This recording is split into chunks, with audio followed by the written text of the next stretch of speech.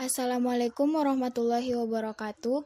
Kami dari kelompok 2 ingin mempresentasikan PPT yang berjudul Kisah Keteladanan Ibnu Sina. Saya akan memperkenalkan anggota kelompok, yaitu Alfia Ansari, Dian Maidatullah, Muhammad Agung Hidayat, Permata Wardahatul Jannah, Reski Amelia, dan Siti Nurhamda Kalsum. Ibnu Sina adalah seorang filosof, dokter, serta ulama. Ia menguasai berbagai disiplin ilmu pengetahuan seperti astronomi, matematika, fisika, metafisika, dan logika, serta ilmu-ilmu lainnya. Di barat, ia dikenal dengan sebutan Avicenna. Berikut biografi dari Ibnu Sina. Sejarah hidup Ibnu Sina. Nama lengkapnya Abu Ali Al-Husain ibni Abdullah ibni Hasan ibni Ali ibni Sina.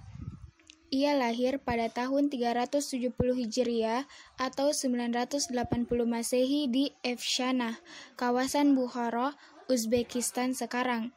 Ia dikenal sebagai seorang filosof muslim terbesar yang bergelar Al-Syeikh Al-Rais.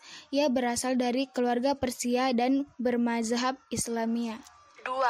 Keteladanan Ibnu Sina. Ibnu Sina adalah seorang ilmuwan dan filosof besar. Ia sosok yang jenius dan memiliki daya nalar yang tinggi. Karena kejeniusannya ini, ia banyak mempelajari sendiri berbagai macam ilmu pengetahuan dengan mudah. Selain jenius, ia juga merupakan sosok yang gigih dan haus akan ilmu pengetahuan.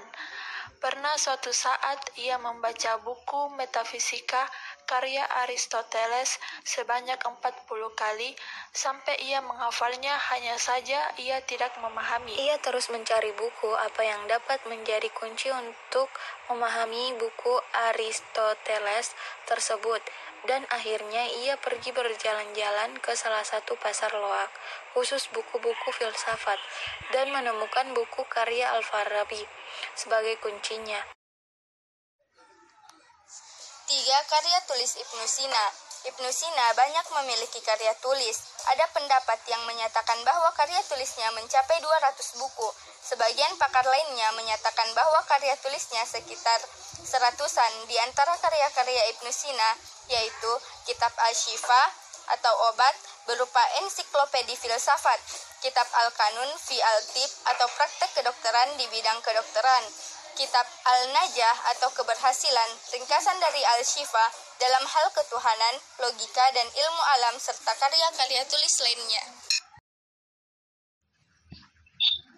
Kisah akhir Ibnu Sina. Kehidupan Ibnu Sina penuh dengan aktivitas kerja keras, sehingga suatu hari ia terkena penyakit mah akut yang sudah tidak dapat diobati lagi.